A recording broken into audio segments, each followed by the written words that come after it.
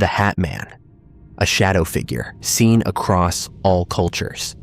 He appears at the foot of your bed in the deepest hours of night, a silhouette darker than the surrounding darkness, wearing what looks unmistakably like a wide-brimmed hat, and sometimes a long coat or cloak.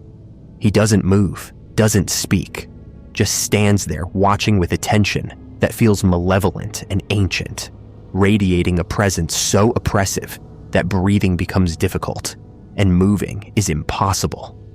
You're awake but paralyzed, conscious but helpless, aware that something profoundly wrong is in your bedroom, and there's nothing you can do except endure its scrutiny until it decides to leave or fade away.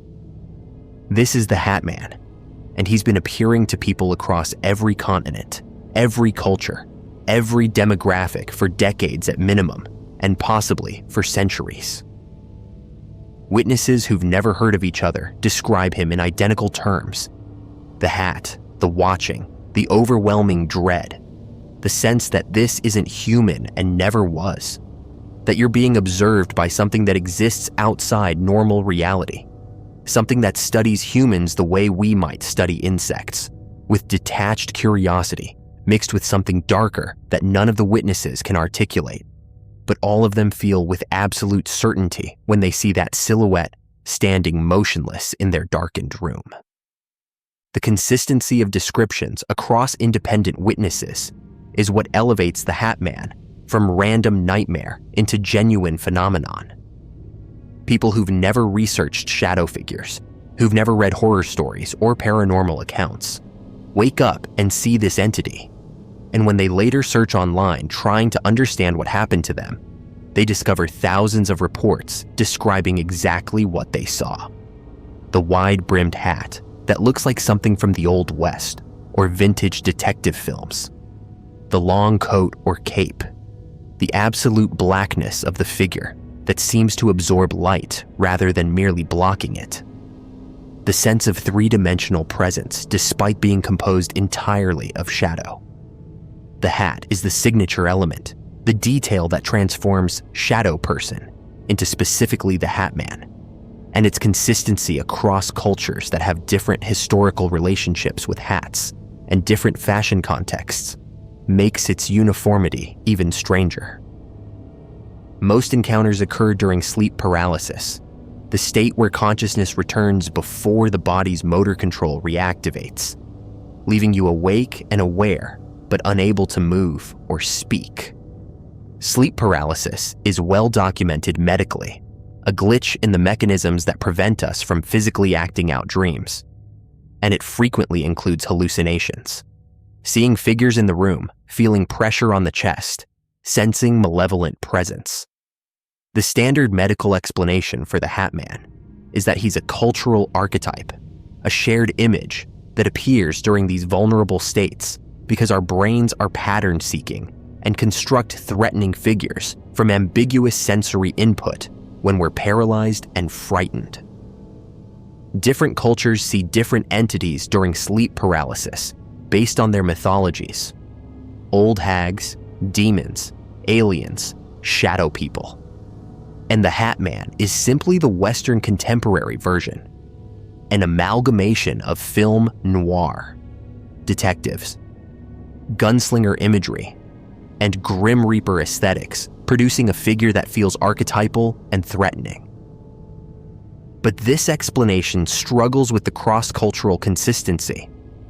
The Hat Man appears in countries where fedoras and wide-brimmed hats aren't culturally significant. To children too young to have absorbed film noir aesthetics, to people in remote areas with limited media exposure who wouldn't have access to the shared cultural database that supposedly creates his image. A child in rural Indonesia describes the same figure as a college student in Ohio. An elderly woman in Norway sees the same silhouette as a teenager in Brazil. The hat and coat aren't universal symbols of menace. They're specific to certain Western time periods and genres. Yet the Hat Man transcends these boundaries, appearing identically to people who have no reason to generate that specific image from their cultural programming. The Hat Man doesn't always appear during sleep paralysis.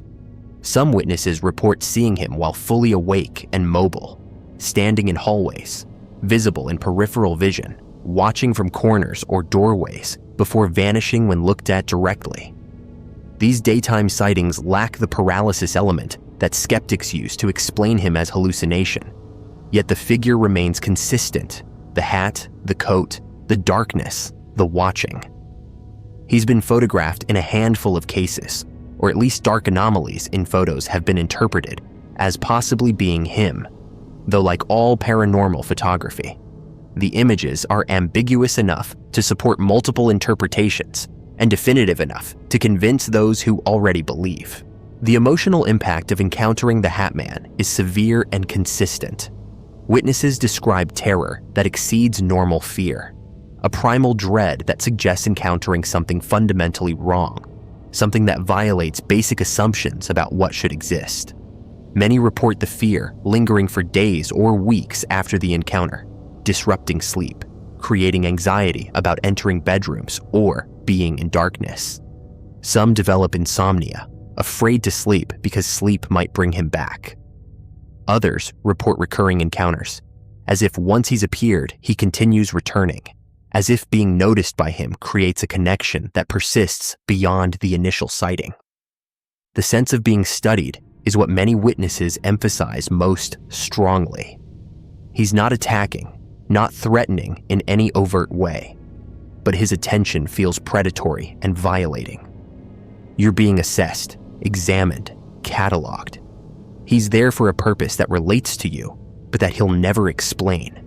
And his complete stillness and silence make the experience more disturbing than active menace would.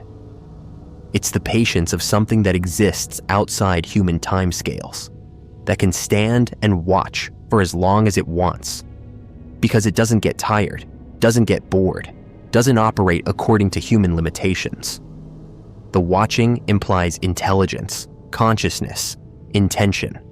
This isn't random atmospheric manifestation, but an entity with agency who's chosen to appear and observe you specifically. Theories about what the Hat Man actually is span the full range of paranormal frameworks.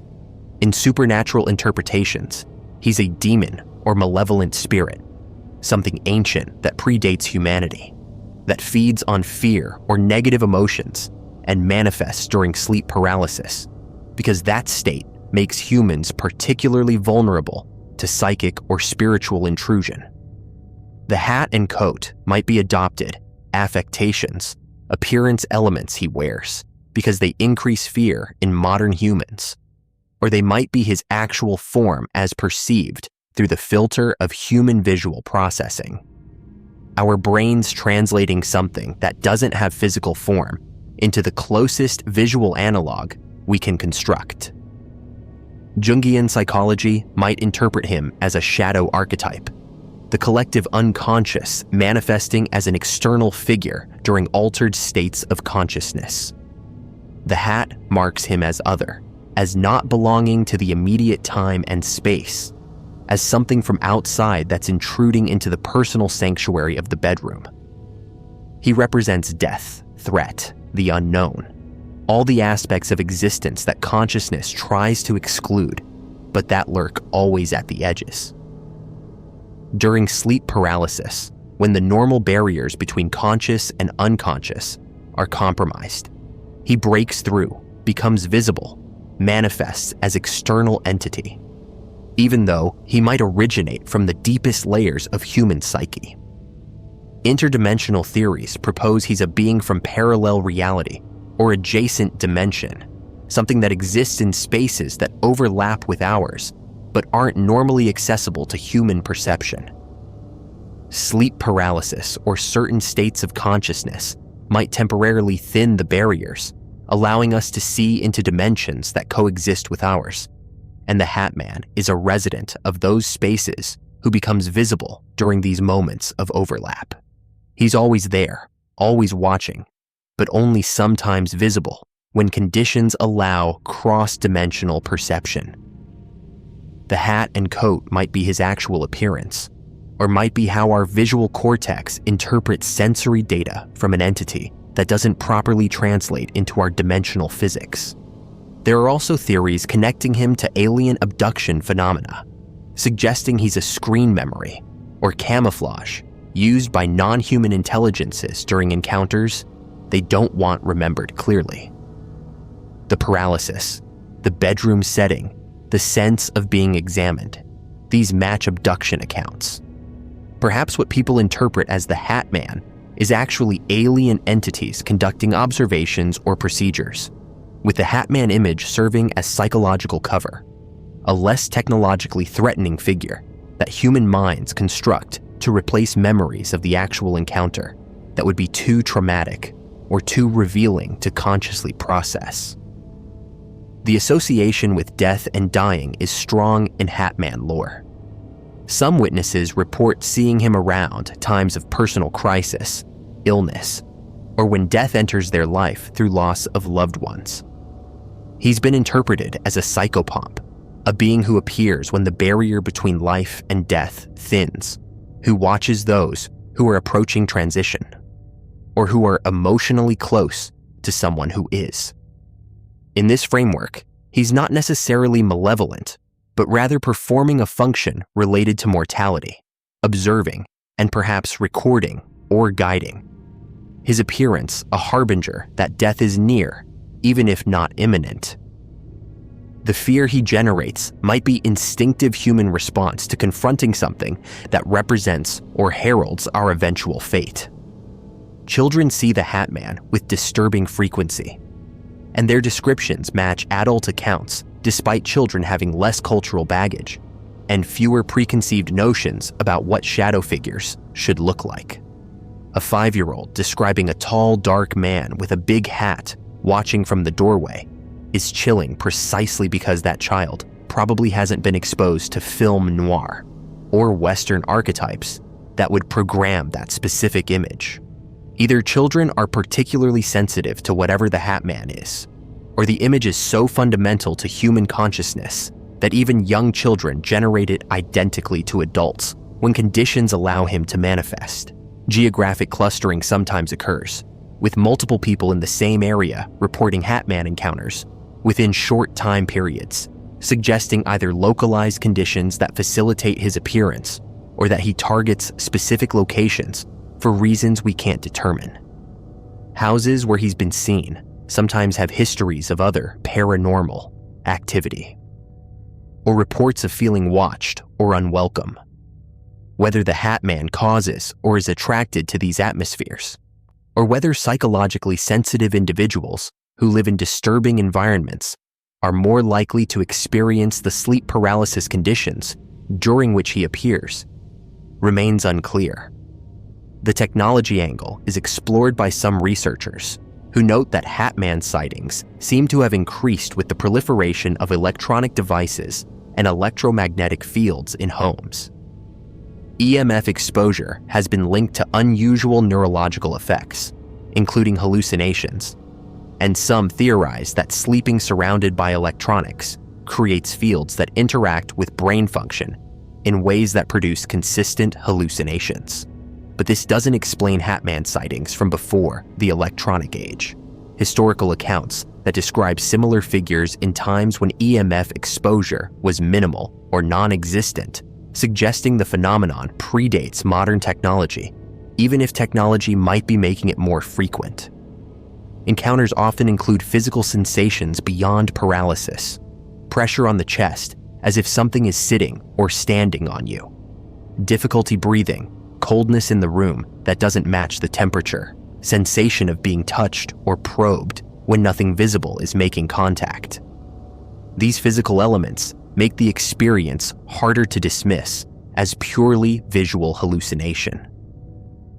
The body is responding to something, whether that's neurological misfiring during sleep paralysis or actual presence that affects physical space and biology in measurable ways. Those who experience recurring visits from the Hat Man report that encounters sometimes escalate. The figure moves closer over successive appearances, or the sense of malevolence intensifies. or the paralysis lasts longer. Some witnesses describe developing a relationship with him, not friendly, but familiar and cyclical, as if he returns periodically to check on them for reasons that remain opaque. Others report that after initial encounters, they become sensitive to shadow figures in general, seeing multiple types of shadow entities where they previously saw none, as if the Hat Man's initial appearance opened their perception to an entire category of beings that exist alongside human reality. The question of why he wears a hat is strangely significant. Hats signify identity, profession, status in human culture. The wide-brimmed style he's consistently described wearing evokes specific archetypes: the Old West gunslinger, the private detective, the mysterious stranger. These are figures of authority, threat, justice, or judgment. Is the hat his actual appearance, or is it signaling something about his role or nature? Does he wear it to be more recognizable to human consciousness, to trigger specific associations and emotions? Or is it coincidence that what he is happens to resemble what humans interpret as a hat? Our brains taking something whose actual form we can't process and translating it into familiar objects. Skeptics point to the simple fact that tall, dark, humanoid shapes are naturally threatening to humans because they resemble predators or hostile humans, and adding a hat-like element at the top creates a more complete and therefore more frightening figure. During sleep paralysis, when the brain is hallucinating threats, it constructs the most effective fear stimulus it can generate, and a tall, dark, watching figure with distinctive headwear that makes it feel intelligent and intentional is remarkably effective at triggering terror. The consistency across cultures might reflect universal human psychology rather than a genuinely external entity. We all have similar brains that produce similar hallucinations under similar conditions of paralysis and fear. But for those who've encountered him, these explanations feel inadequate to capture the actual experience. The presence isn't vague or dreamlike. It's absolutely concrete, more real than dreams, as present as any physical person in the room. The details aren't fuzzy or uncertain. The hat, the watching, the malevolence are crystal clear. And the aftermath isn't like waking from a nightmare where relief comes quickly. It's lasting disturbance, persistent sense that something was genuinely there, that you've been noticed by something that continues to exist, whether you're aware of it or not. The Hat Man has entered popular culture sufficiently that he's recognized in creepypasta communities, horror fiction, paranormal discussion boards. This creates feedback where awareness potentially influences experience. People who know about the Hat Man might be more likely to interpret ambiguous experiences as encounters with him. But the phenomenon existed before internet communities gave it a name, documented in older accounts where people described the figure without having a cultural reference for what they were seeing. The modern naming and sharing might be amplifying the phenomenon, but the core experience appears to predate its internet fame. What remains undeniable is that across the world, independent of cultural background or exposure to paranormal media, people wake up paralyzed and see the same figure. Tall, dark, wearing a distinctive hat, standing and watching with attention that feels ancient and wrong. Whether he's a demon feeding on fear, a dimensional traveler observing humans during moments when barriers thin, an alien using disguise to obscure abduction procedures, a psychological archetype manifesting during altered consciousness, or something else entirely that doesn't fit into any category we've conceived, the Hat Man persists. He appears in bedrooms and hallways, at the foot of beds and in doorways, always watching, always silent, always wearing that unmistakable hat that makes him instantly recognizable to anyone who's seen him and makes every testimony about him ring with disturbing consistency. And somewhere tonight, in the darkest hours when sleep paralysis grips someone between waking and dreaming, he'll appear again. a figure darker than Shadow, wearing a hat that shouldn't make him more identifiable, but somehow does, standing absolutely motionless while radiating presence and intent that paralyze more thoroughly than the physiological mechanisms that have locked the victim's muscles. He'll watch with attention that feels like assessment, like cataloging, like something fundamental about the witness is being recorded or measured. And in the morning, when mobility returns and normal consciousness resumes, that person will search online trying to understand what they saw. And they'll discover thousands of accounts describing exactly the same figure, the same hat, the same watching, the same terror.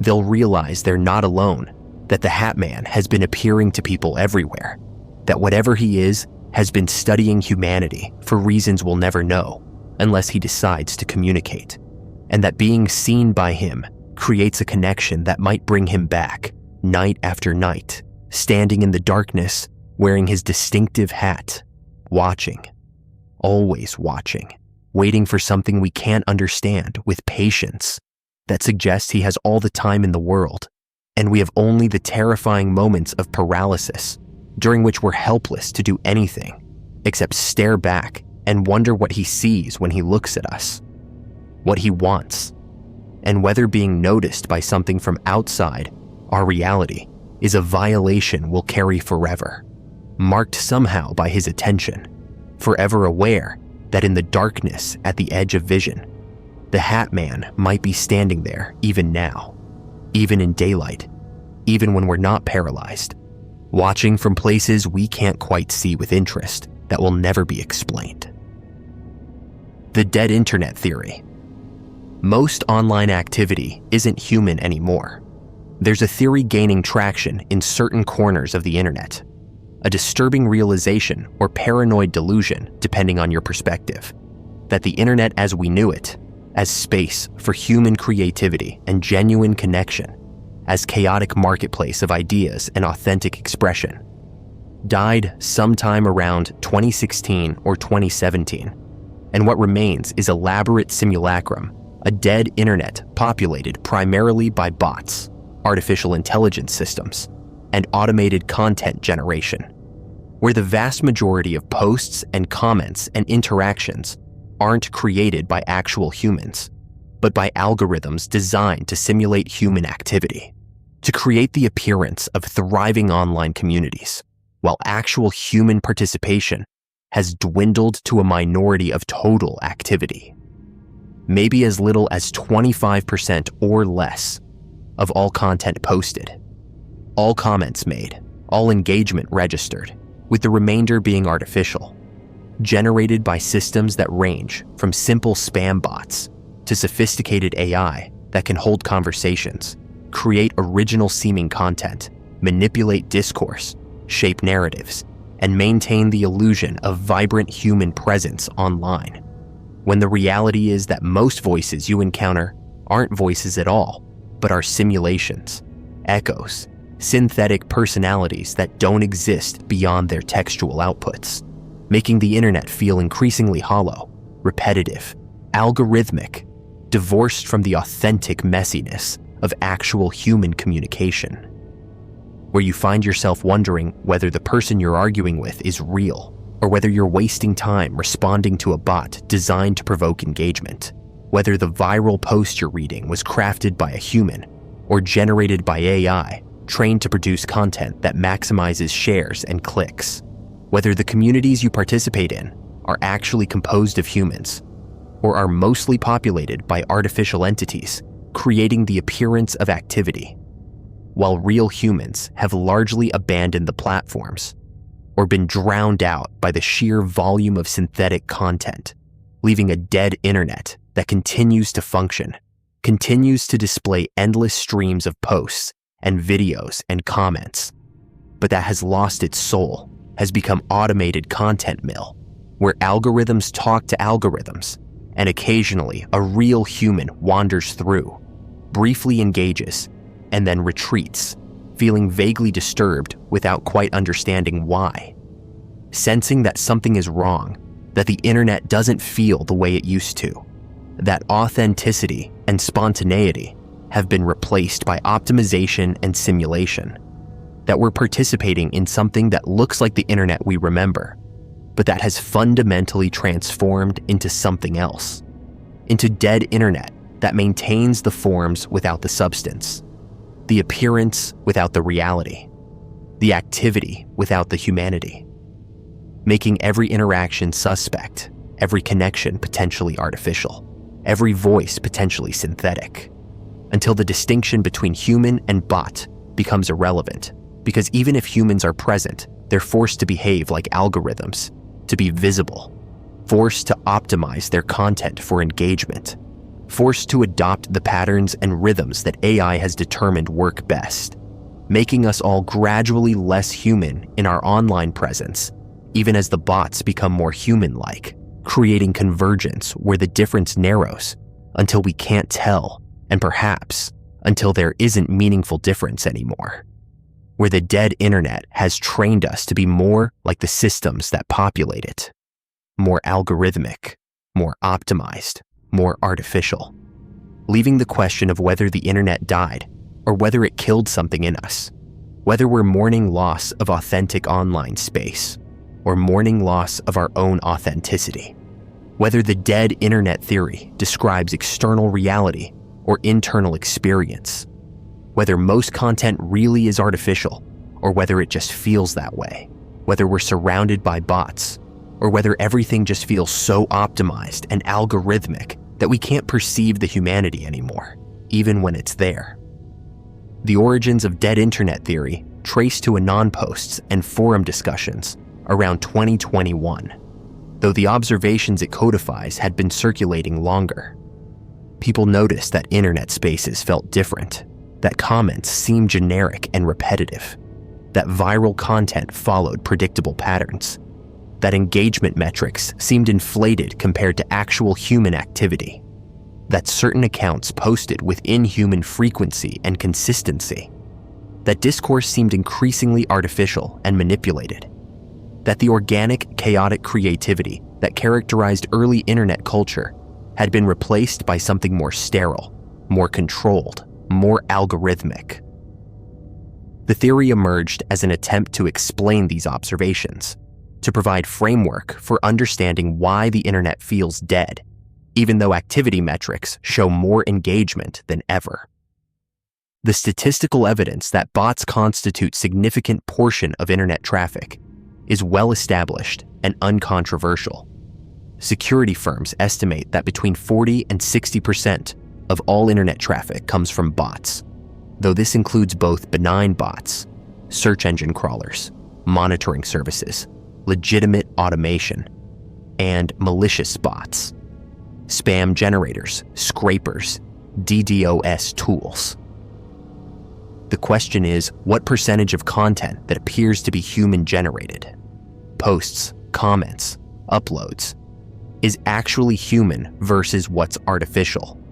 And this is harder to measure because sophisticated bots are designed specifically to pass as human. Twitter, before Elon Musk's acquisition, estimated that fewer than 5% of accounts were bots, though critics argued the real number was far higher, possibly above 20%. After acquisition, internal data suggested previous estimates may have significantly undercounted bots and fake accounts. Reddit has ongoing problems with bot accounts and content farms. Facebook removes billions of fake accounts annually, suggesting that bot creation outpaces detection. YouTube faces automated content generation from channels that produce videos using templates and AI voice synthesis. TikTok's algorithm-driven feed makes distinguishing human from AI-generated content increasingly difficult. The sophistication of modern AI systems, particularly large language models like GPT, makes creating convincing fake human content trivially easy. An AI can generate thousands of comments daily, each grammatically correct and contextually appropriate, adjusting tone and content to whatever discussion it's participating in. It can maintain consistent personality across interactions, remember conversation history, respond to counterarguments, and exhibit apparent opinions and preferences, all while being completely artificial, a pattern-matching system that produces text that reads as human without any actual consciousness or agency behind it. The economic incentives for deploying bots are enormous.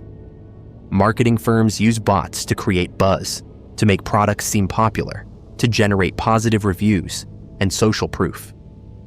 Political operations use bots to amplify messages, to create appearance of grassroots support, to manipulate discourse through coordinated posting.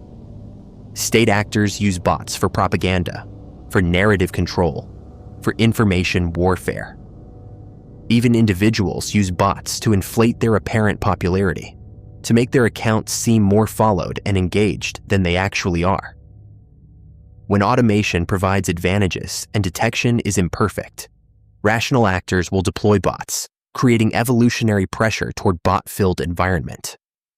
The dead internet theory goes beyond acknowledging that bots exist to claiming that they've become dominant, that human content is now minority of total activity, that we've crossed threshold where internet stopped being primarily human space and became primarily artificial space that maintains illusion of human presence. This stronger claim is harder to verify, but gains plausibility from several observations. First, the sheer volume of content. No human population could produce the quantity of posts, comments, videos, and images that appear online daily if all of it were human-generated. The mathematics suggests that significant portion must be automated, either directly bot-created or human content that's being recycled, reposted, and amplified by automated systems to create appearance of greater activity than actual human creative output would generate. Second, the repetitiveness. How many times have you seen the exact same take, the same joke format, the same response pattern, the same discourse cycles happening identically across different contexts? Some of this is mimetic replication, humans copying what they see working. But the degree of repetition, the precision with which certain phrases and argument structures recur, suggests templating, suggests automation, suggests content being generated from limited set of patterns, rather than from the infinite variation that actual human creativity produces. Third, the hollowness. Engagement often feels performative rather than genuine, optimized rather than spontaneous.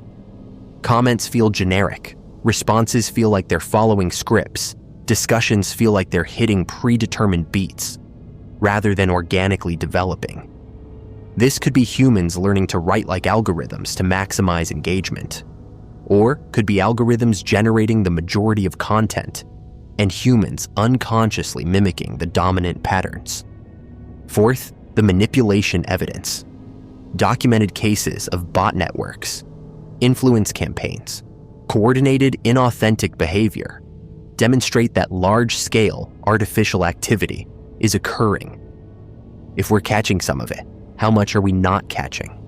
If the detected bots represent only the crude and obvious automation, what percentage of more sophisticated synthetic content remains undetected? The counterargument is that what dead internet theory describes is real but exaggerated. Yes, bots are significant presence. Yes, platforms have problems with artificial content. Yes, algorithms shape what we see and how we interact. But humans are still majority of meaningful content creation, still drive the conversations and creativity that matter, still constitute the real substance of internet culture, even if they're swimming in sea of automated noise. The internet feels dead because we're more aware of its constructed nature, because platforms have centralized and homogenized content, because algorithmic feeds have replaced chronological timelines, not because humans have been replaced by bots. The question of when the internet died, if it died, centers around 2016-2017 for several reasons. This is when AI capabilities reached thresholds where convincing automated content generation became feasible at scale. This is when political events demonstrated the effectiveness of online manipulation, creating incentive structures that encouraged automation and artificial amplification. This is when platforms had grown large enough that manual human moderation couldn't scale, requiring algorithmic systems that had side effect of making everything feel more artificial. This is when the last spaces that felt authentically human and chaotic, smaller forums, blog ecosystems, weird corners that hadn't been commercialized, either collapsed or were absorbed into platforms that optimized them into uniformity. The pandemic accelerated whatever transition was occurring. More human activity moved online when physical spaces closed, but simultaneously platforms deployed more automation to handle increased load. Corporations increased their automated social media presence as physical marketing channels closed, and people spending more time online made them more valuable targets for artificial engagement and manipulation. The pandemic internet might have been the moment when bot activity definitively surpassed human activity, when the dead internet became undeniable, even if not explicitly acknowledged. The implications if dead internet theory is substantially accurate are disturbing across multiple dimensions. Epistemically, you can't trust that apparent consensus reflects actual human opinion. It might be artificially generated consensus, manufactured agreement that doesn't represent real beliefs. Socially, online communities you participate in might be mostly bots, your contributions being read primarily by algorithms rather than humans, your social bonds being partially or largely with artificial entities rather than with actual people. Psychologically, the hollowness and alienation many people feel online might be accurate perception. You're sensing correctly that you're not engaging with genuine human presence, that you're in space that's been evacuated of humanity, even as it maintains the forms of human interaction. Politically, if public opinion as expressed online is significantly artificial, then what does democracy mean? How do we determine collective will when the voices we hear are partially or largely synthetic? How do we have meaningful political discourse when significant portion of participants aren't humans with actual stakes in outcomes, but are bots deployed by parties with specific agendas? Economically, if engagement metrics that drive advertising revenue are significantly inflated by bots, then the entire attention economy is built on fraudulent foundation. Advertisers are paying for impressions and clicks from non-humans. Platforms are valued based on activity metrics that don't represent actual human engagement.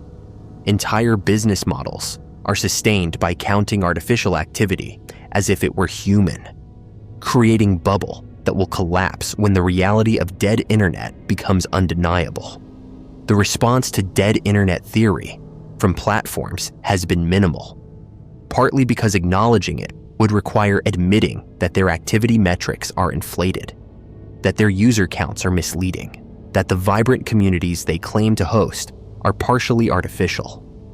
There's institutional incentive to maintain the illusion, to treat bots as minor problem rather than fundamental challenge to platform legitimacy, to focus on obvious spam and manipulation while allowing sophisticated artificial content to proliferate, because acknowledging its prevalence would undermine platform value.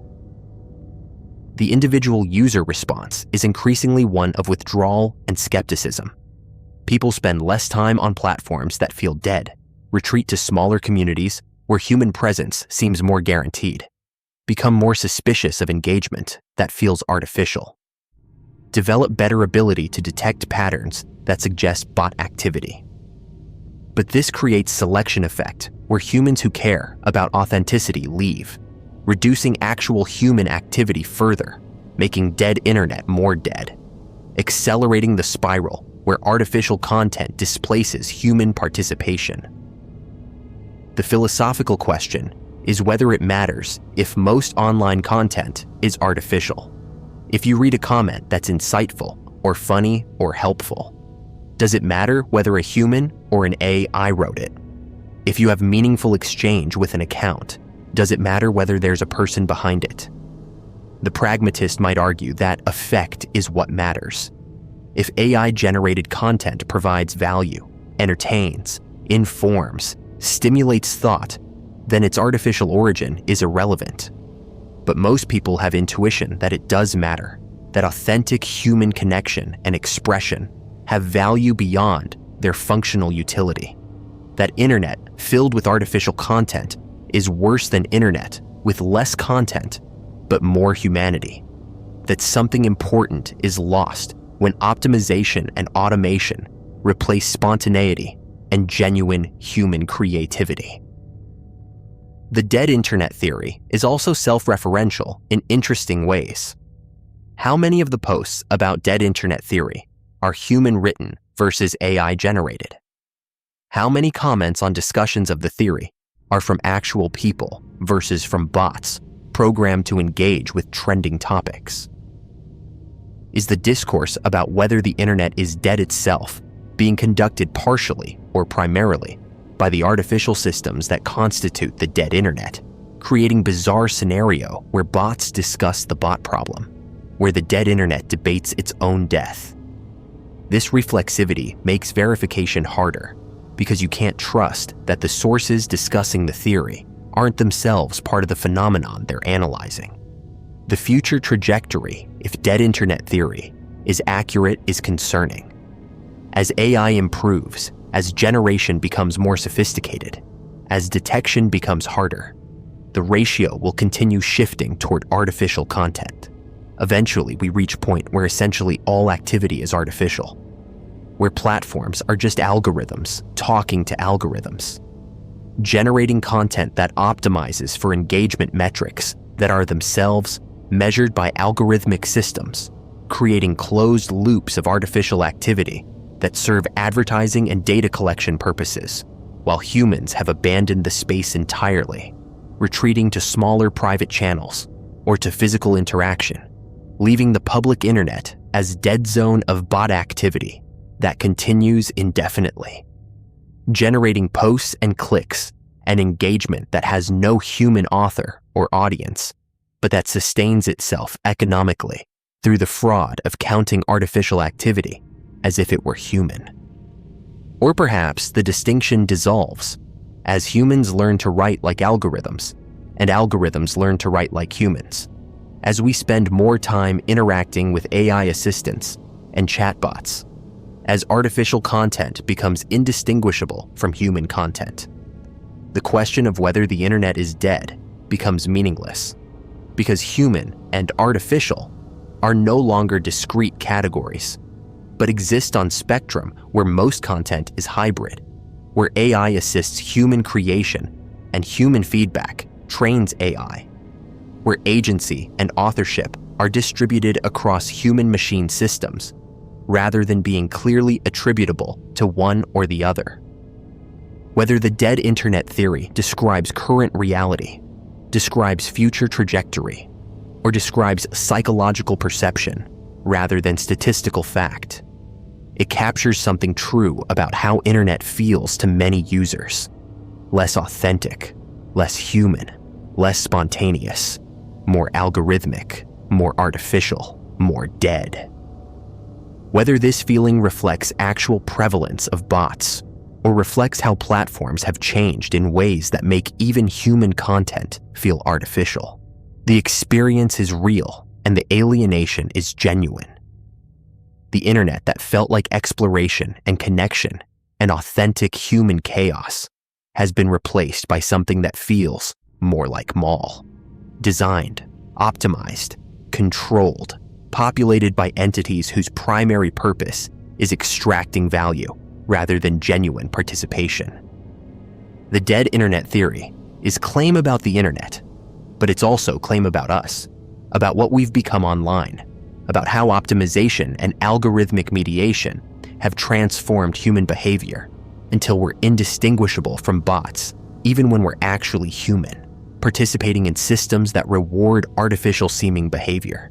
that punish authenticity and spontaneity, that make us all gradually more algorithmic in our online presence until the question of whether most activity is human or artificial becomes unanswerable.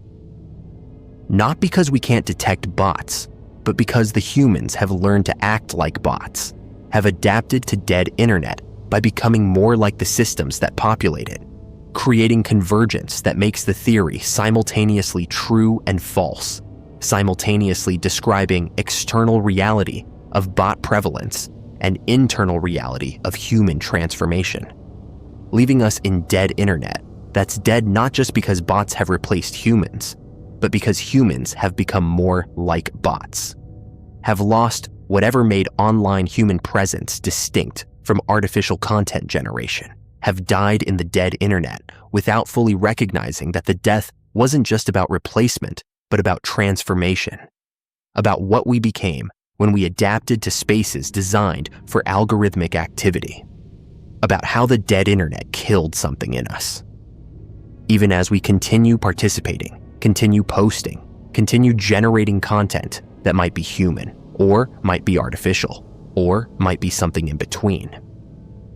That the theory doesn't have category for leaving the dead internet theory as permanent question, permanent uncertainty, permanent description of online experience, where most activity isn't human anymore, or where humans aren't human anymore, or where the distinction has stopped mattering because we've all become what the dead internet required us to become, to continue participating, to remain visible, to exist in spaces that were designed for algorithms and that transformed us into algorithm-like entities through our adaptation to their requirements, leaving the dead internet as both environment and diagnosis, both external reality and internal condition, both the cause of alienation and its perfect expression.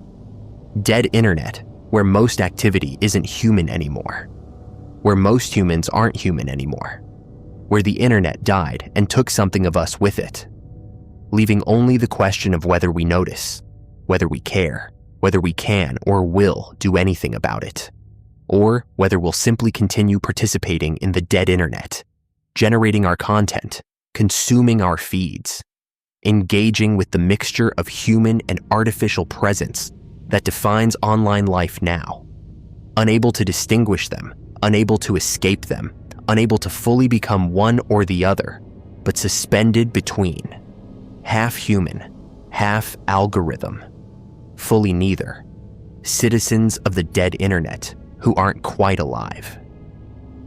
The Dyatlov Pass incident, 9 hikers, found dead in unexplainable circumstances. In the winter of 1959, 9 experienced hikers set out into the northern Ural Mountains of what was then the Soviet Union. They were young, skilled, and well prepared for the harsh conditions they would face. Their journey was meant to be challenging but routine, a trek across the snow-covered wilderness that would test their abilities, but nothing more. What happened to them on the slopes of a mountain called Kholat Shakal, which translates to Dead Mountain in the local Mansi language, remains one of the most disturbing unsolved mysteries of the 20th century. The circumstances of their deaths were so bizarre, so inexplicable, that they've given rise to dozens of theories, ranging from the mundane to the absolutely extraordinary. The group was led by Igor Dyatlov, a 23-year-old engineering student with significant hiking experience. The other members were similarly qualified, university students and graduates who knew the wilderness, who understood the dangers of winter mountaineering, who had made careful preparations for their expedition. They departed from the city of Sverdlovsk, now known as Yekaterinburg, with plans to reach a mountain called Otorten and return by mid-February. One member of the group, Yuri Yudin, turned back early due to illness, a decision that almost certainly saved his life.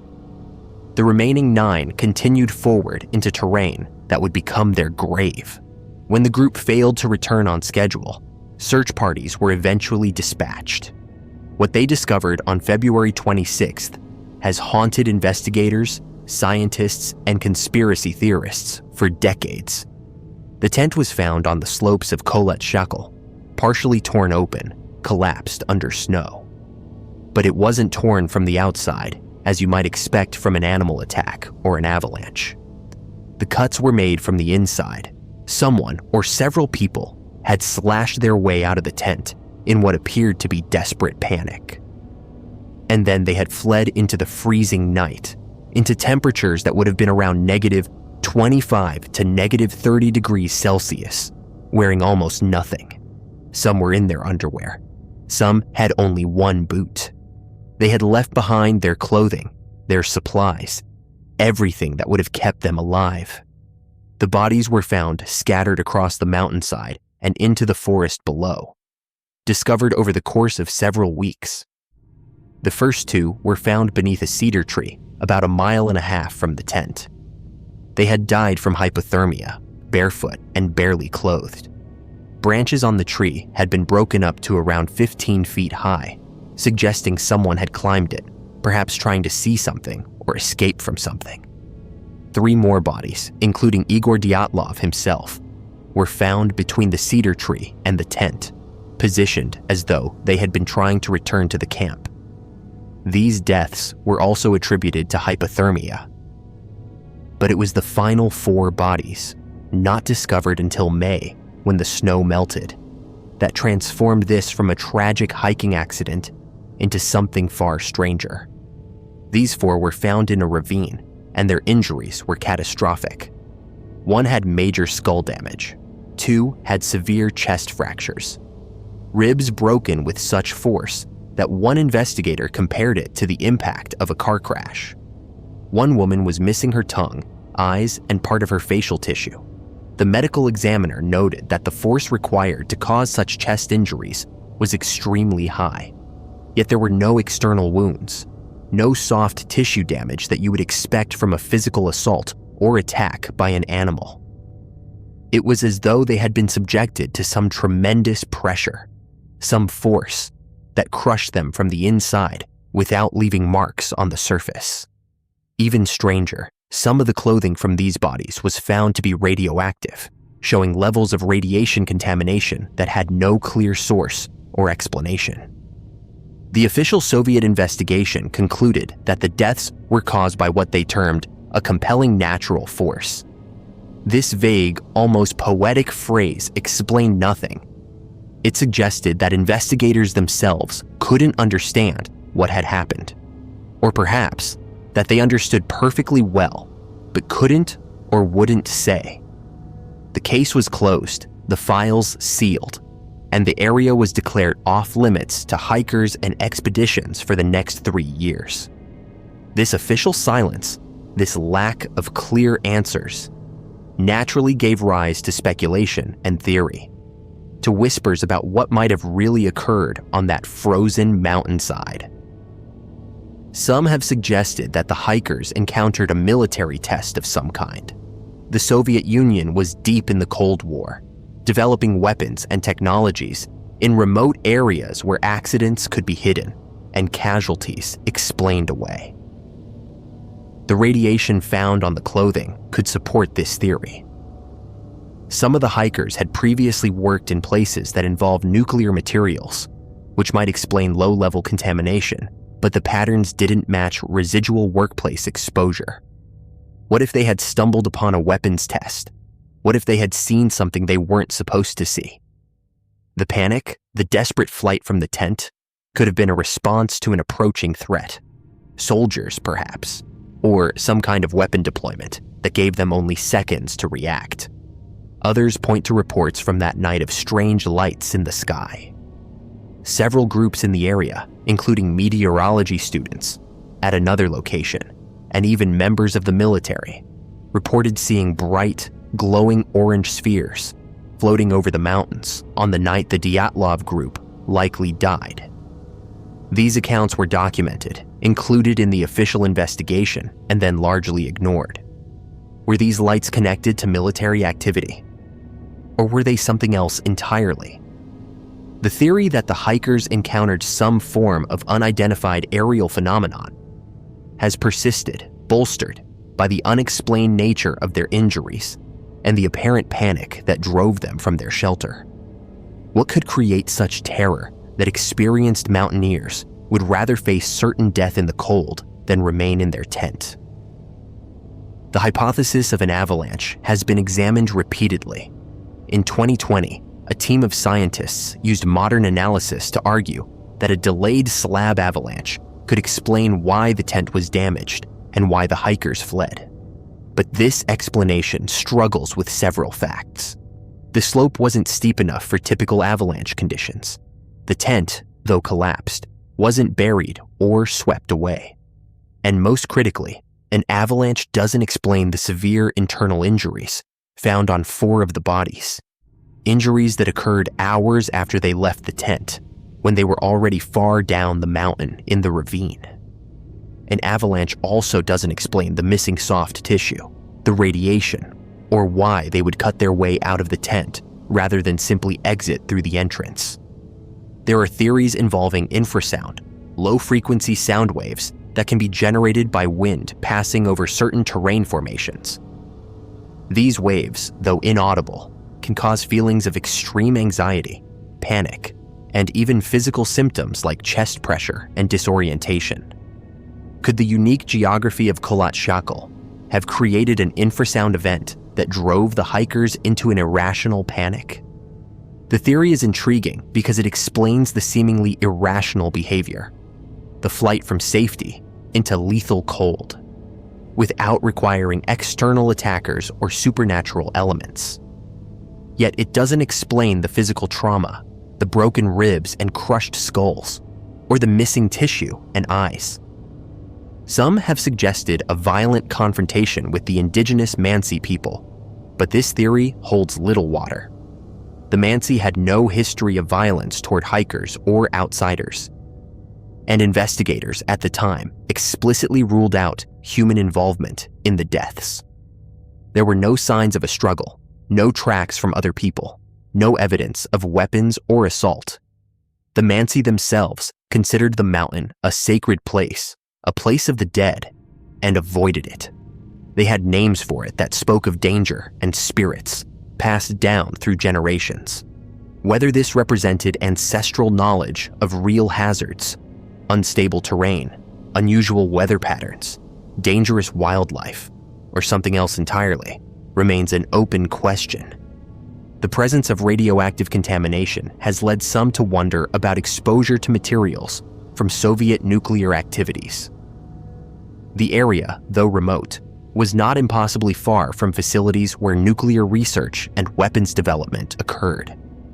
Could the hikers have been exposed to contamination before their trip, or could they have encountered something on the mountain itself? The patterns of contamination weren't consistent across all the bodies or all pieces of clothing, which suggests localized exposure rather than general environmental contamination. Some pieces of clothing showed readings, others did not. If they had encountered a crashed or damaged device containing radioactive materials, it might explain both the contamination and the panic, but no such device was ever found, and no reports of missing materials have come to light. Then there are the more unusual theories, the ones that venture into territory most investigators refuse to consider. The strange lights, the inexplicable injuries, the radiation, the apparent panic. Could these be signs of an encounter with something not of this world? The idea that the Dyatlov group witnessed or was attacked by something extraterrestrial or interdimensional has been proposed by those who find conventional explanations insufficient. The missing eyes and tongue, removed with what seemed like precision, rather than torn by scavengers, have been cited as evidence of something beyond natural predation.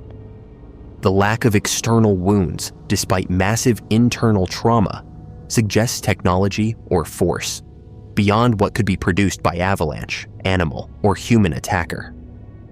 These theories remain speculative, built on the gaps in our understanding, rather than direct evidence, yet they persist because those gaps are so large, so troubling. What makes the Dyatlov Pass incident so compelling so resistant to closure, is the combination of documented facts that refuse to form a coherent picture.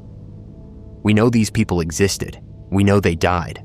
We have photographs they took showing them setting up camp, smiling and relaxed just hours before whatever happened occurred. We have the physical evidence, the tent, the bodies, the clothing, the autopsy reports. We have witness statements about lights in the sky. We have radiation readings and injury descriptions from official Soviet documents. These are not rumors or folklore. They are facts. And yet they don't add up to an explanation that satisfies all the evidence. Some researchers have suggested that multiple factors combined.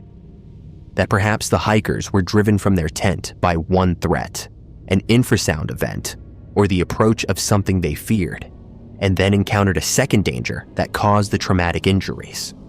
This layered explanation accounts for the different types of evidence, but requires accepting that this group experienced an extraordinarily unlikely series of misfortunes. Others believe the answer is simpler, that we're missing one key piece of information that would make everything clear, some detail that was lost or deliberately omitted from the investigation. The families of the victims spent decades seeking answers, pushing for reinvestigations, refusing to accept the vague conclusions offered by authorities. In 2019, 60 years after the incident, Russian authorities reopened the case. Their conclusion, announced in 2020, favored the avalanche theory. Yet even this modern investigation acknowledged puzzling aspects of the case that don't fit neatly into any single explanation. The lack of avalanche debris, the specific pattern of injuries, the cut tent. These elements continue to resist simple categorization.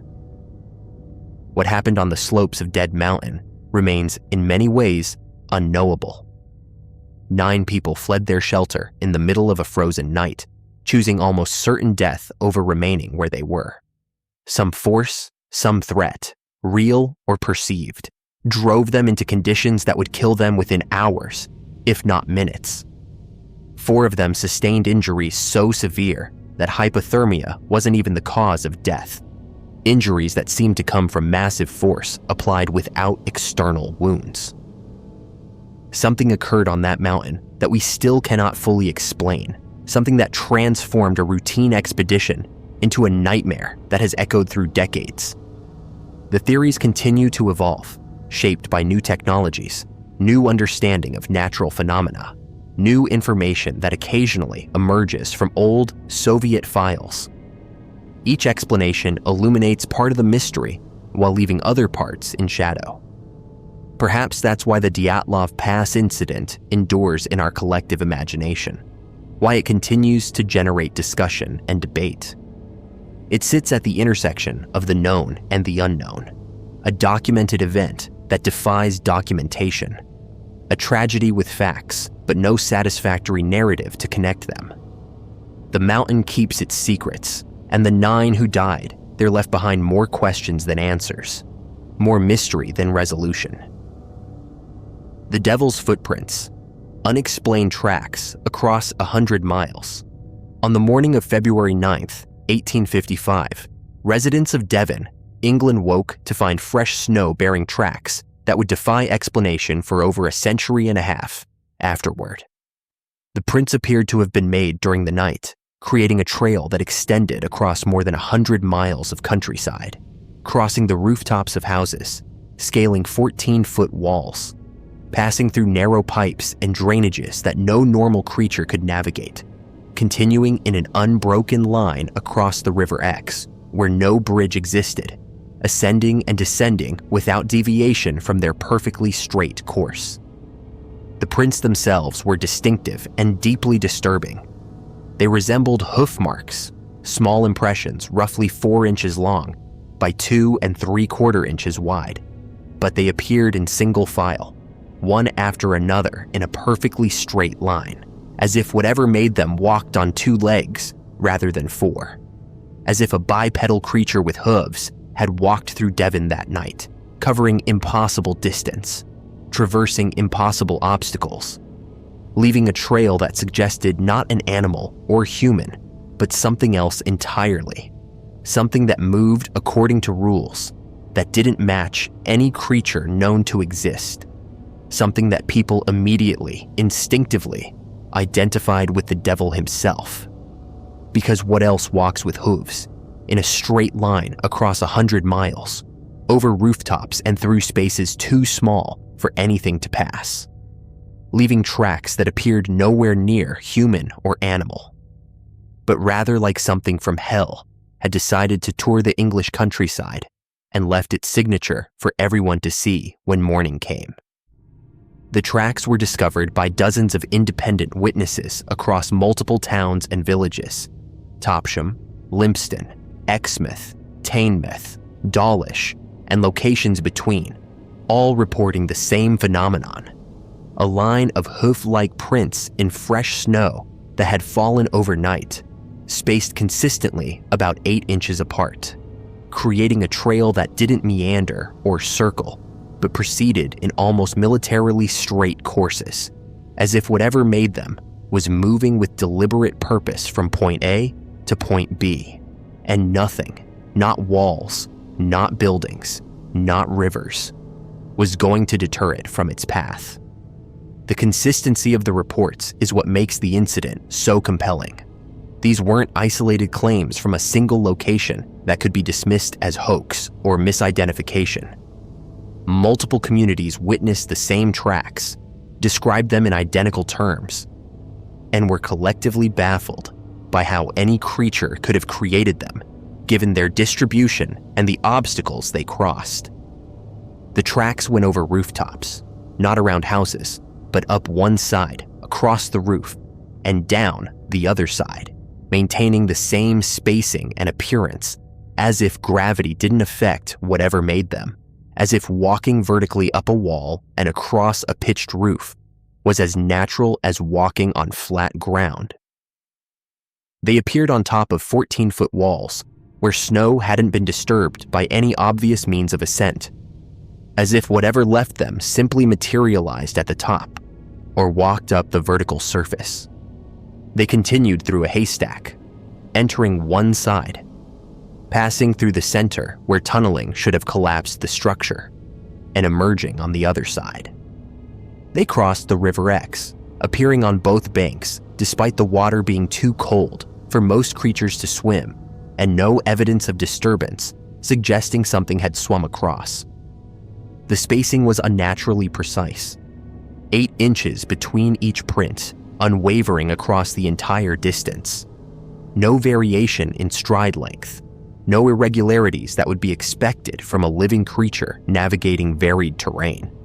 Living things adjust their gait when climbing, when descending, when moving through difficult obstacles. These tracks maintained mechanical consistency, as if stamped by a device or created by something that moved with machine-like regularity, regardless of what it was traversing. The prints themselves showed no variation in depth. They pressed into the snow uniformly, whether on flat ground, steep inclines, or the peaks of rooftops, suggesting whatever made them didn't have weight distribution that changed with angle, or didn't have weight, in the conventional sense that would press harder when climbing or lighter when descending. The shape of the prints was the most disturbing element. They resembled horseshoes or donkey hooves, but were smaller than any actual horse would produce. And crucially, they appeared in single file rather than the paired pattern that four-legged animals create. Something with hooves was walking on 2 legs, or something with 2 hooved feet was walking, or something entirely different was leaving marks that happened to resemble hooves, because that's the closest visual analog human perception could construct from what was actually being impressed into the snow. The prints showed no signs of toes or claws that might indicate some other creature's track being misinterpreted.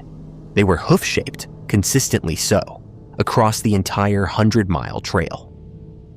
The historical documentation is substantial because the incident occurred in Victorian England, where literacy was high, newspapers were active, and the phenomenon was significant enough that multiple accounts were published in the weeks following the discovery. The Illustrated London News covered it extensively. The Times received letters from witnesses. Local papers documented the tracks in their communities, and investigators attempted to follow and study them before the snow melted and they disappeared. This contemporary documentation rules out the possibility that the devil's footprints are modern fabrication or internet legend. They're documented 19th century phenomenon, witnessed by hundreds of people and reported in credible publications of the era. The theories proposed at the time ranged from the mundane to the supernatural. Some suggested the tracks were made by badgers, though badgers create completely different prints, don't walk in single file, and wouldn't cover 100 miles in one night or cross rivers and climb walls. Others proposed kangaroos, which would be absurd, except that a few kangaroos had recently been imported to private estates in England, raising the remote possibility that an escaped marsupial made some of the tracks.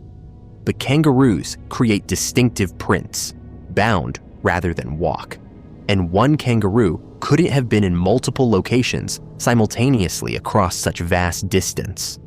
Hares, otters, rats, various birds, all were suggested and all failed to account for the characteristics of the prints or the scope of their distribution. Balloons were proposed. Perhaps some scientific apparatus suspended from a balloon had dragged across the snow, creating the trail. But this doesn't explain the precision of the prints, the fact that they went through enclosed spaces and over obstacles that would have caught or deflected any suspended object, or how a balloon could have maintained such a straight course for 100 miles on a night when wind would have caused irregular drift. The balloon theory requires assuming the prints were made by something dragging from a flying object, but the prints showed defined shapes pressing down into snow, not the smeared or erratic marks that dragging would create. The supernatural explanation that many witnesses embraced immediately was that Satan himself or a demon had walked through Devon that night. The hoof marks were his signature, his calling card, evidence that evil had a physical presence and had chosen to manifest in southern England for reasons that could only be terrifying. The Victorian era was religious and superstitious enough that this explanation was taken seriously by significant portions of the population. Churches were packed the following Sunday as people sought protection and understanding. Some refused to leave their homes after dark. The psychological impact was profound. An entire region had been confronted with physical evidence that something incomprehensible and potentially malevolent had moved through their communities while they slept. The hoax theory is inevitable. Perhaps someone or a group created the tracks deliberately to cause panic or confusion. But the logistics of creating a 100-mile trail of consistent prints across multiple communities, over rooftops and walls, in a single night without being observed by anyone, using a method that produced perfectly spaced, hoof-shaped impressions, defeats plausibility. The effort required would be enormous, the risk of discovery high, and the absence of any confession or evidence of the hoax in the subsequent century and a half suggests that if it was a hoax, it was executed with sophistication that exceeds almost any documented historical prank. Modern theories have proposed unusual weather phenomena, cyclones or atmospheric conditions that created patterns in the snow that looked like prints. But meteorological formations don't create discrete, hoof-shaped impressions spaced regularly, don't follow straight courses over varied terrain, and don't press into snow with the definition that witnesses described.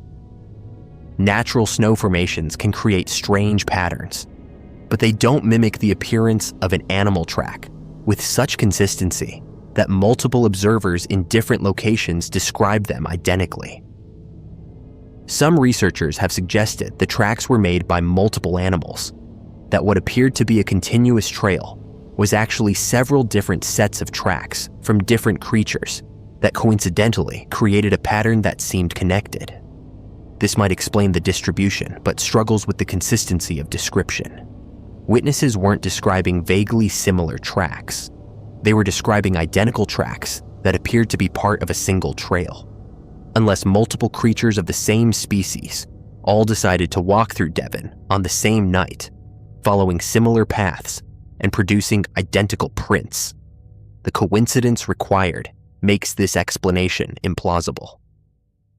There are also theories involving experimental technology or vehicles that were being tested in the area and that created the tracks as a byproduct of their operation. Victorian England was the height of the Industrial Revolution, and secret experiments were certainly conducted. But what technology in 1855 could produce this effect? What device could traverse 100 miles, scale buildings, cross rivers, and leave precisely spaced hoof-like impressions without being seen or heard by anyone? The technology required seems far beyond what was available in that era, unless we assume classified development that was decades ahead of publicly known capabilities. The interdimensional theory proposes that the tracks were made by something not from our physical reality, but from an adjacent dimension or space that occasionally intersects with ours.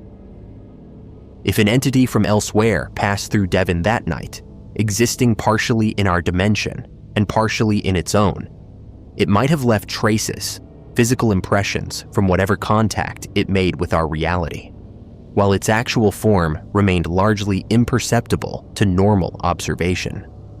This would explain why nothing was seen creating the tracks, why the tracks have characteristics that don't match any known creature, and why they appear to violate normal physics by going over obstacles without difficulty. The entity was moving through space that included both our dimension and others, and the tracks are the artifact of that movement impressing on our physical snow. The Devil's footprints were not unique to 1855. Similar phenomena have been reported in other times and places, though rarely with the documentation and witness scope of the Devon incident. In 1953, residents of Belgium reported mysterious tracks in snow that crossed improbable terrain and sparked similar speculation. Various reports from Russia, Scandinavia, and North America describe finding trails of prints that don't match known animals and that appear in locations or patterns that defy normal explanation.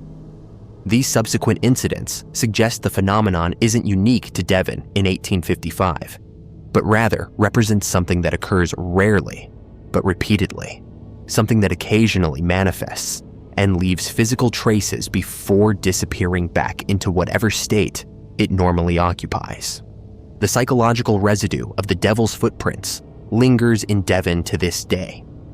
The incident is part of local history, commemorated and debated, with residents aware that their region was the site of something that was never explained, that left evidence too substantial to dismiss, but too strange to categorize. The mystery has an official quality, documented in newspapers and letters from the time, impossible to relegate to pure folklore or legend, because the primary sources exist. The contemporary accounts are too numerous and too consistent to ignore. What actually walked through Devon that February night remains unknown. Whether it was a creature unknown to science, an animal behaving in ways that don't match our understanding of animal behavior, a hoax executed with impossible sophistication, an atmospheric phenomenon that created illusions of purposeful tracks, a demonic entity leaving its mark on the physical world, an interdimensional traveler whose passage left impressions in our reality, or something else entirely that we lack the framework to even conceptualize. The tracks existed, were seen by hundreds of witnesses, were documented by credible sources, and have never been explained in ways that satisfy all the evidence. The prints covered over 100 miles, crossed obstacles that shouldn't be crossable, maintained consistency that shouldn't be achievable by any living creature moving through varied terrain, and then disappeared when the snow melted, leaving only the accounts and the persistent question of what could possibly create such a trail. The name Devil's Footprints reflects the immediate interpretation that something infernal had made them, that hooves in the snow could only mean one thing to a Christian population steeped in imagery of cloven-hoofed demons. But whether the interpretation was correct, whether something actually demonic walked through Devon, or whether the tracks came from a source that had nothing to do with religious concepts of evil. But that happened to create marks that matched those expectations. The incident remains as one of history's most documented and least explained anomalies. Something left tracks across southern England in 1855. Something walked or moved through multiple communities in a single night. Something impressed marks into fresh snow that looked like hooves, that followed straight lines across impossible distances and impossible obstacles that have never been satisfactorily explained despite a century and a half of investigation and speculation. The Devil's Footprints walked through Devon once and left behind a mystery that endures because the evidence was too real to dismiss, too strange to explain, too consistent across too many witnesses to attribute to error or imagination, proving that sometimes the world produces phenomena that defy every attempt at rational explanation, that leave physical traces no theory can fully account for, that remain as permanent questions in the historical record, marks in the snow that melted away, but that the mystery they represent has never dissolved, has never been resolved, remains as vivid now as it was the morning residents of Devon looked out their windows and saw that something with hooves had walked through their world during the night, had left its signature across 100 miles of countryside, and had vanished before dawn without anyone seeing what made the marks. What walked with such inhuman consistency and such improbable ability to traverse obstacles? What left its calling card in the snow and then disappeared back into whatever realm it came from, leaving only the tracks, only the mystery, only the certainty that something happened that February night in 1855 that no one has ever managed to fully explain, something that walked where it shouldn't have been able to walk, left prints that shouldn't exist, and entered history as the Devil's Footprints, a name that captures both the appearance of the evidence and the terrifying possibility that maybe, just maybe, that's exactly what they were.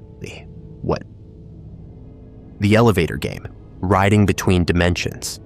There's a game that circulates through online communities and urban legend exchanges, instructions that claim if you follow a specific sequence of button presses in a particular type of elevator, a building with at least 10 floors, riding alone, performing a precise ritual of ascending and descending in a pattern that makes no practical sense, you can access an alternate dimension, a parallel version of reality that exists alongside our own, but that's normally inaccessible, separated by barriers that the elevator game somehow allows you to breach. The instructions are specific. Enter the elevator alone. Press the buttons in sequence. 4th floor, 2nd floor, 6th floor, 2nd floor again, 10th floor. And when you reach the 10th floor, don't exit even if someone enters. And if a woman enters on the 10th floor, whatever you do, don't look at her, don't speak to her, don't acknowledge her presence because she isn't human. She's something else, a guardian or entity that exists at the threshold between dimensions. If she speaks to you, remain silent. If she doesn't enter, or if you successfully ignore her, press the button for the 5th floor. And if the elevator goes up instead of down, if it ascends past the 10th floor to somewhere that shouldn't exist, you've succeeded in crossing over to the other world. The alternate dimension where everything looks almost like our reality, but wrong. Empty, red-tinted, where you might be the only person, where electronics don't work properly, where the rules are different, and where leaving requires performing the ritual in reverse. If you can find an elevator that still functions, if the woman doesn't prevent you, if you remember the sequence correctly, if the dimension allows you to leave at all. Hundreds of people claim to have played the elevator game, some reporting that nothing happened, that they rode elevators pressing random buttons and felt foolish for believing internet legends.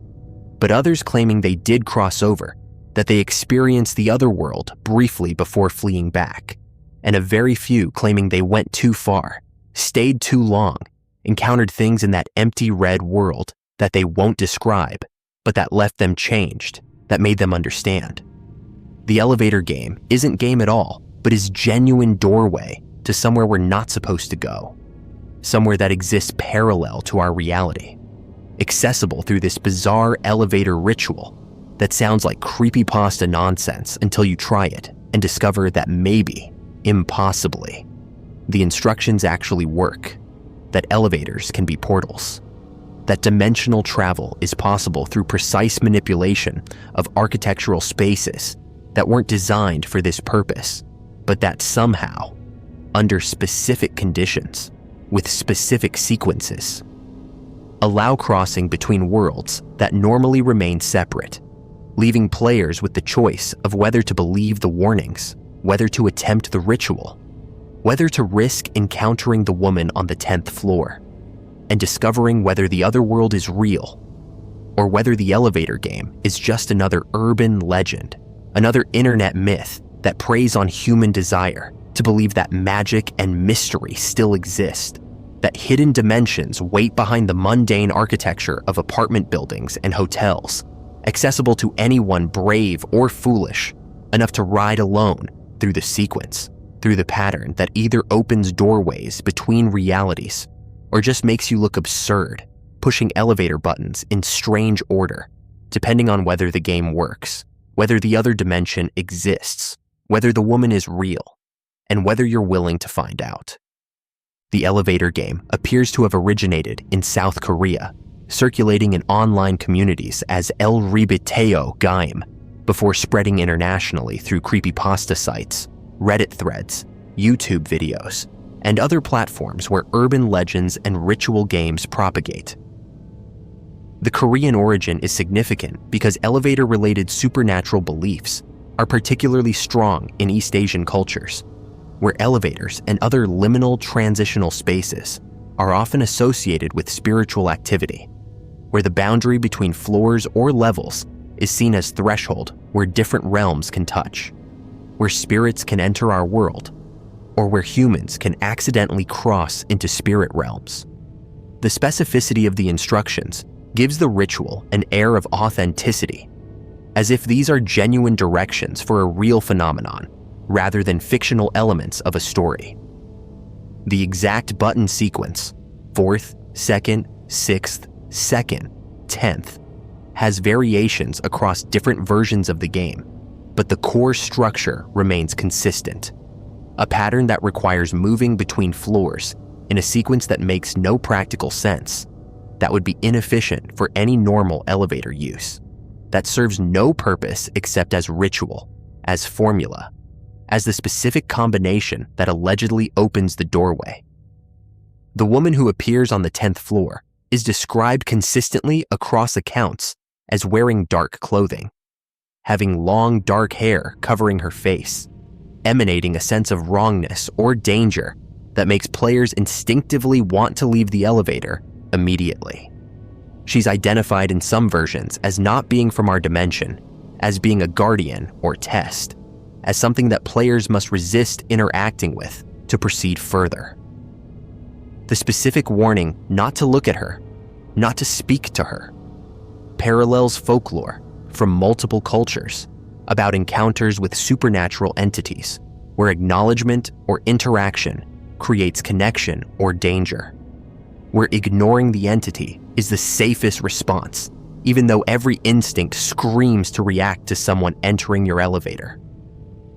The detail that the elevator will ascend when you press the 5th floor button, going up instead of down despite being on the 10th floor, is the moment that supposedly indicates successful dimensional crossing. An elevator ascending from the top floor violates the physical constraint that should prevent it, suggesting you've left normal space-time where the 10th floor is the highest point, and entered a space where the elevator can go beyond the building's actual structure, where architectural limits no longer apply, because you're no longer in the architecture you started in, but rather in its dimensional reflection or alternate version. The other world is described as red-tinted or lit by red light, as being mostly empty of people, as having familiar architecture but wrong atmosphere, as a place where you might see distant lights or shapes, but no actual people, or where the only other person you encounter is the woman who has followed you or who exists in both dimensions. Electronics are said to malfunction, phones don't work, cameras fail, the normal connections to the wider world are severed, leaving you isolated in this alternate space with no way to call for help or document what you're experiencing. The escape instructions involve returning to the elevator, pressing the button sequence in reverse, or in a different pattern that supposedly returns you to normal reality, assuming you can find an elevator that operates, assuming you remember the sequence, assuming the dimension allows you to leave. Some versions warn that you must leave before a certain time limit, that staying too long causes you to become stuck, unable to return, trapped in the empty alternate world permanently. Others warn that the woman will try to prevent your departure, will appear in the elevator, will speak or touch you, to create connection that anchors you to the alternate dimension and prevents return. The documented attempts are numerous but difficult to verify. YouTube contains countless videos of people claiming to attempt the elevator game. Though most show nothing unusual, people pressing buttons, riding elevators, experiencing normal elevator behavior, sometimes claiming they felt strange or scared, but without any objective documentation of dimensional crossing. The handful of videos that show unusual events, elevator lights flickering, strange sounds, the elevator moving in unexpected ways, are ambiguous, potentially explainable through normal elevator malfunction or through video editing and hoaxing. The compelling accounts come from text-based stories shared in paranormal communities, detailed first-person narratives of people who claim they performed the ritual and experienced the crossing, who describe the red-tinted world, the emptiness, the overwhelming desire to leave immediately, the terror of being alone in a dimension that looks almost like home, but that's fundamentally wrong. These narratives are effective horror writing regardless of their truth status, creating visceral sense of wrongness and isolation that resonates psychologically, even if the events described never actually occurred. The question of whether anyone has actually crossed dimensions through the elevator game versus whether people have experienced psychological states that they interpreted as dimensional crossing is central. Elevators are inherently disorienting spaces, enclosed, moving, with limited sensory input, designed to be transitional and temporary.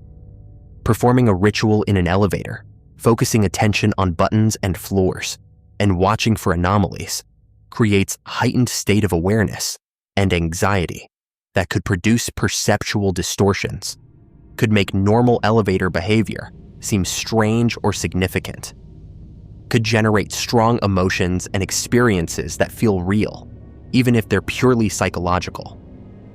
The ritual elements create self-fulfilling prophecy potential. If you believe the game works, if you're nervous and hyper-alert while performing it, if you're primed to interpret any unusual sensation as evidence of dimensional crossing, your perception and memory can construct experiences that seem to validate the belief. The woman on the 10th floor might be any person who happens to enter at that point, transformed in memory and perception into the supernatural entity the ritual describes. The red tinting might be perceptual artifact of stress and reduced oxygen in enclosed space, or might be suggestion creating visual experience that isn't externally real, but that feels genuine to the experiencer. But this psychological explanation, while plausible, doesn't account for the specific consistency across reports, the particular details that appear in independent accounts. The fact that people attempting the game without believing in it sometimes report unusual experiences that disturb them enough to share despite their skepticism. Either the psychological effects of the ritual are powerful enough to produce consistent hallucinatory or perceptual phenomena across different individuals, or something else is happening that we don't have framework for explaining. The dimensional travel hypothesis takes the game literally, proposes that elevators under specific conditions and through specific manipulation can create portals or interfaces with parallel dimensions. This would require physics far beyond current understanding, would require that dimensions exist adjacent to ours in ways that architectural spaces can bridge, would require that human intention or ritual can affect dimensional barriers, creating access where normally none exists. The mechanism by which pressing elevator buttons in sequence would open dimensional doorways isn't specified and isn't apparent from any known physics, making this explanation scientifically untenable but narratively compelling. The tulpa or egregore interpretation suggests that the elevator game has become real through collective belief, that the thousands of people who know about it and think about it and attempt it have created genuine phenomenon through focused attention and expectation, manifesting the woman and the alternate dimension through the power of shared mental energy, or through mechanisms of consciousness that materialism doesn't acknowledge. In this framework, the game works now because enough people believe it works, regardless of whether it worked originally, or whether it was ever intended to be real rather than fiction.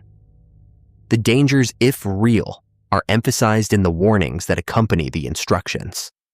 Players are cautioned to ensure they can complete the ritual, to not stay in the alternate dimension longer than necessary, to avoid the woman at all costs, to follow the return sequence exactly, to be prepared for the possibility that return might not be possible. These warnings serve narrative functions, building tension, creating stakes, making the game feel consequential. But they also serve protective functions if the phenomenon is real, warning off casual attempts while providing safety guidelines for those determined to try.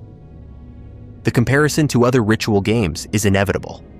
Bloody Mary, the Midnight Man, the Three Kings, and numerous other ritual practices that circulate through youth culture and online communities share characteristics with the elevator game: specific instructions, alleged supernatural results, warnings about dangers, mix of believers and skeptics, and difficulty determining whether any of it is real versus purely psychological or fictional.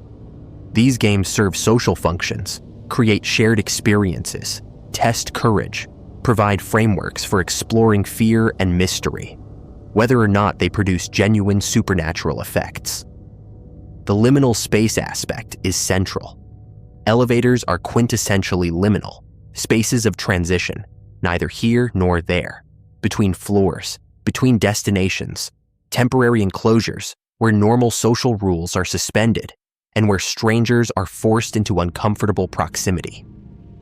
This liminality makes them psychologically potent, makes them feel like spaces where unusual things might happen, where normal reality might be less stable. The elevator game exploits this existing psychological association, using the inherent strangeness of elevator space to create ritual that feels like it should work, that feels appropriate to the space it utilizes. The persistence and spread of the game demonstrate its cultural resonance.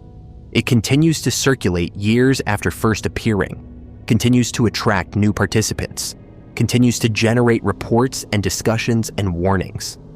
This persistence suggests it's serving psychological or social needs: need for mystery, for experiences that transcend mundane reality, for shared cultural practices that create bonds and stories, for testing personal courage against alleged supernatural threats.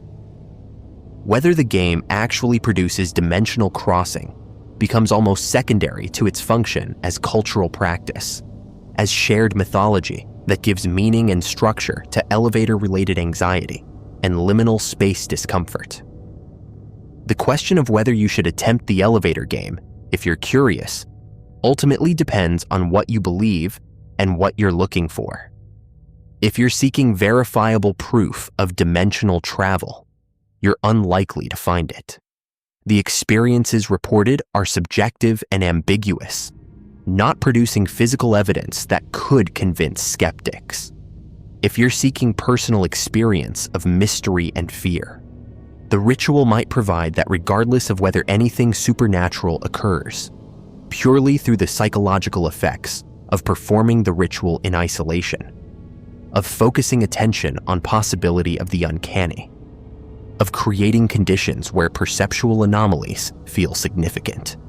The elevator game exists in the space between real and fictional, between psychological and supernatural, between cultural practice and genuine phenomenon. It might be nothing more than creepypasta that's been taken seriously by people who want to believe in accessible magic and hidden dimensions. It might be psychological exercise that produces powerful subjective experiences through ritual and suggestion without anything objectively unusual occurring.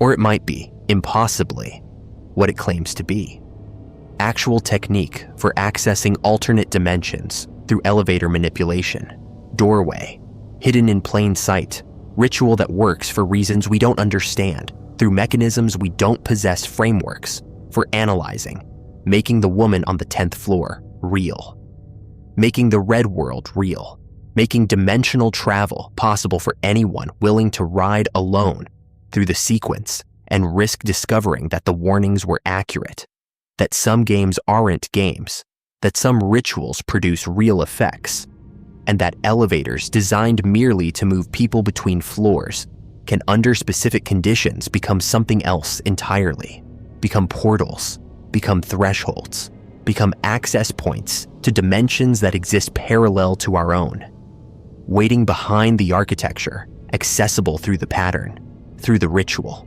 through the elevator game that thousands have attempted and that remains forever ambiguous, forever uncertain, forever hovering between elaborate hoax and genuine mystery, between psychological phenomenon and dimensional doorway, between creepypasta and reality, leaving players to decide for themselves whether to press the buttons, whether to ride alone through the sequence, whether to find out if the woman appears, whether to discover if the elevator ascends when it should descend, whether to learn if the other world is real, or if they'll simply ride a normal elevator, pressing random buttons while feeling foolish for believing internet legends about dimensional travel through elevator ritual, about games that aren't games, about architectural spaces that become portals, about the woman on the 10th floor who guards the threshold, about the red world waiting just beyond normal reality, accessible allegedly through this bizarre sequence of button presses that either opens doorways between dimensions or does absolutely nothing except waste time and make you look strange to anyone watching elevator security cameras, leaving the elevator game as it is and as it will likely remain: popular, persistent, disturbing, compelling, unverified, ambiguous, possibly real, and possibly fictional. Definitely effective at generating experiences that people interpret as significant whether or not anything supernatural actually occurred, making it perfect modern urban legend, perfect internet age myth, perfect liminal space ritual that exploits elevator psychology and dimensional possibility and human desire to believe that hidden worlds exist and that access requires only knowledge of the sequence, only willingness to ride alone, only courage to face the woman if she appears and to enter the red world if the elevator ascends. Discovering finally whether the elevator game works or whether it was always just story, always just legend, always just another creepypasta that people wanted to believe in badly enough that they convinced themselves it was real, riding elevators, pressing buttons in strange patterns, searching for dimensional doorways that either exist or don't, that either open or don't, that either lead to alternate realities or lead only to disappointment, and the realization that not every ritual produces magic, that not every legend describes truth, That sometimes elevators are just elevators, and button sequences are just button sequences, and the woman never appears because she was never real, and the other world doesn't exist because dimensions don't work that way. And the elevator game is simply game, simply fiction, simply one more way. Humans try to inject mystery into mundane architecture, to find portals in ordinary spaces, to believe that somewhere, somehow, just beyond the normal world, alternate dimensions wait, accessible to anyone who knows the pattern, who performs the ritual, who plays the elevator game, and discovers whether it works or whether they've been fooled by internet legend into pressing random buttons alone in elevators, hoping for dimensional travel that never comes. That was never possible. That exists only in stories and in the perpetual human hope that maybe this time, this ritual, this sequence, this elevator will be different, will open the doorway, will prove the legend true, will take them to the other world where the rules change and reality becomes fluid, and nothing is quite what it seems. The red world, the empty world, the alternate dimension that might be real or might be fiction, but that remains forever accessible in imagination.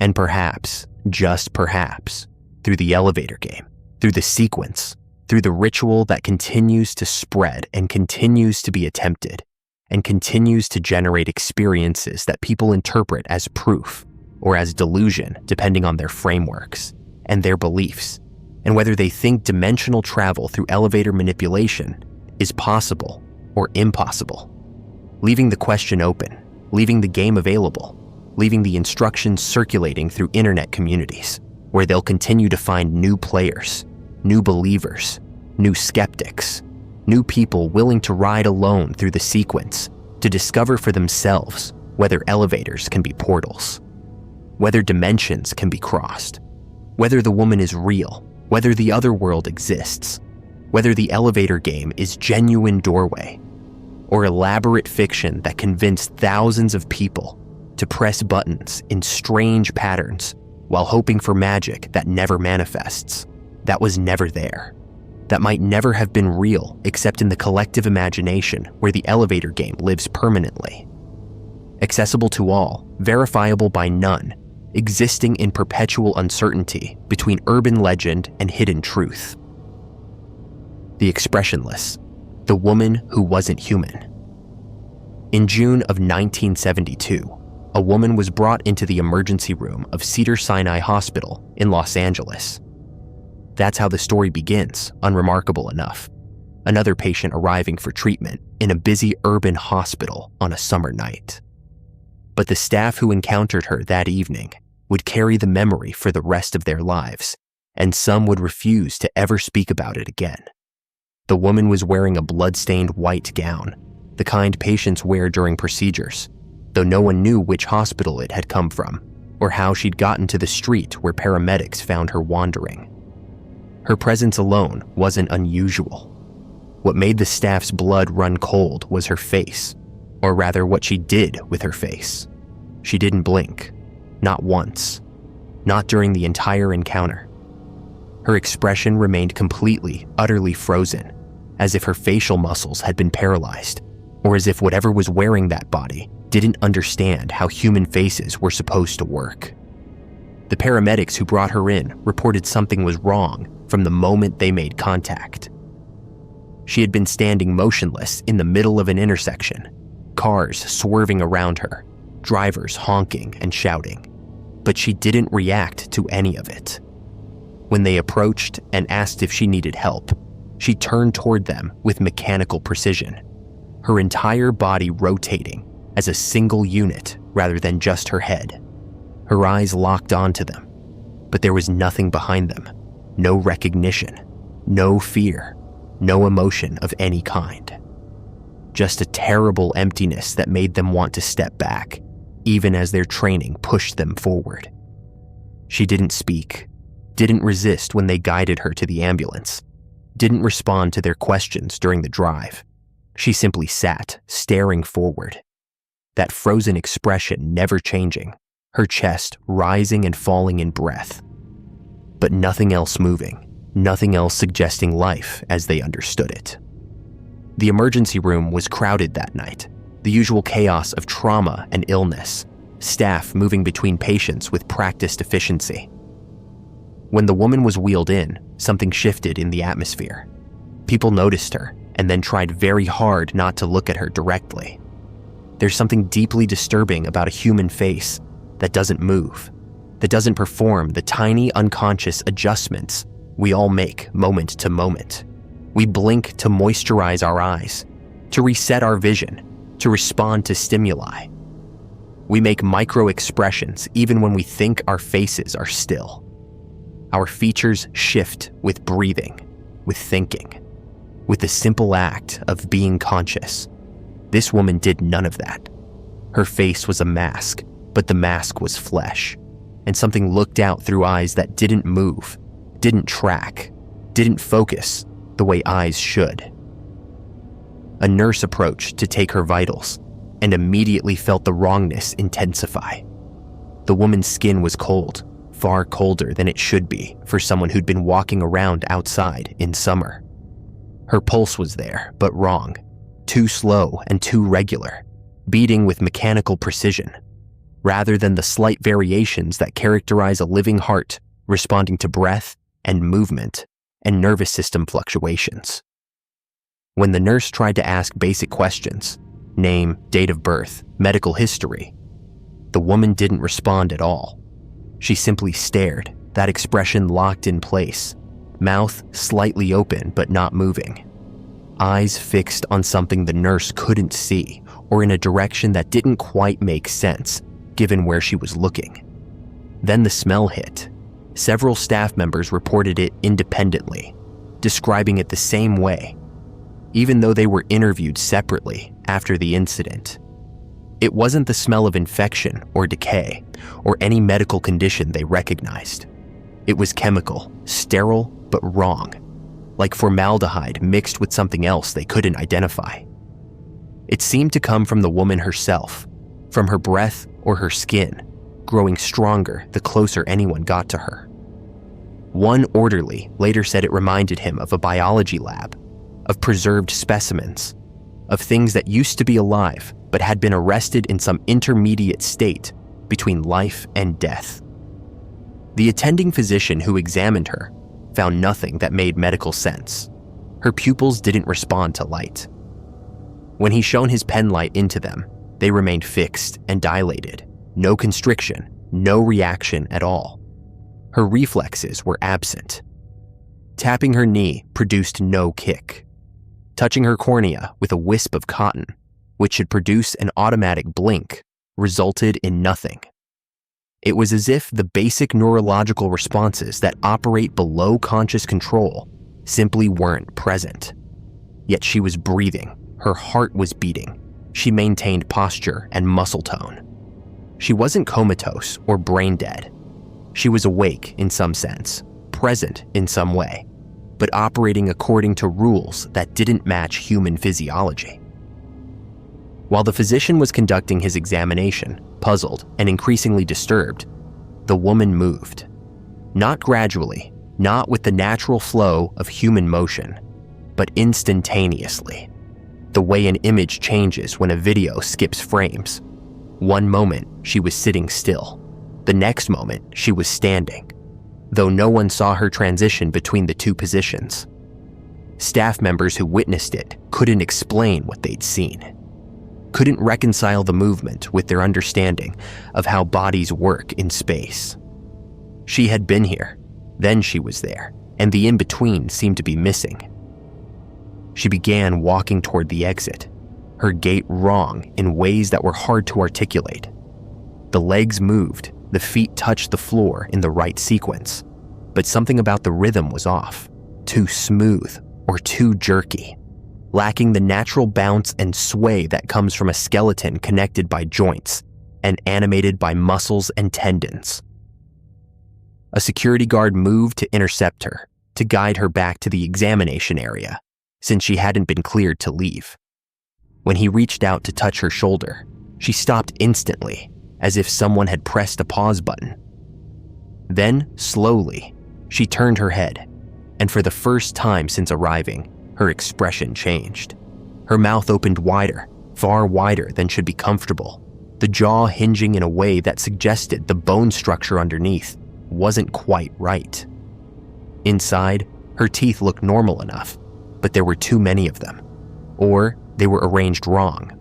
Or something about the inside of her mouth created an optical illusion that made people's eyes refuse to focus properly.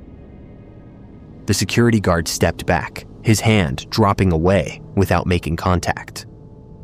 Later, he would have trouble describing exactly what he'd seen.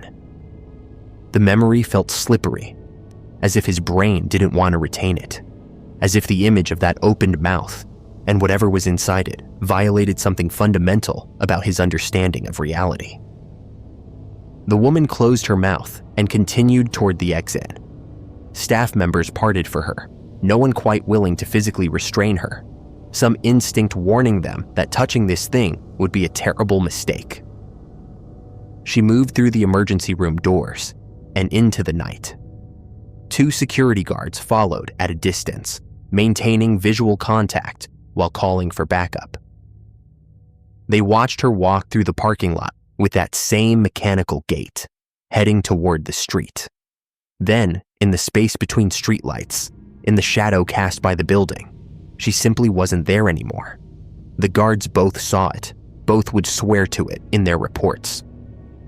She didn't run, didn't hide behind anything, didn't turn a corner.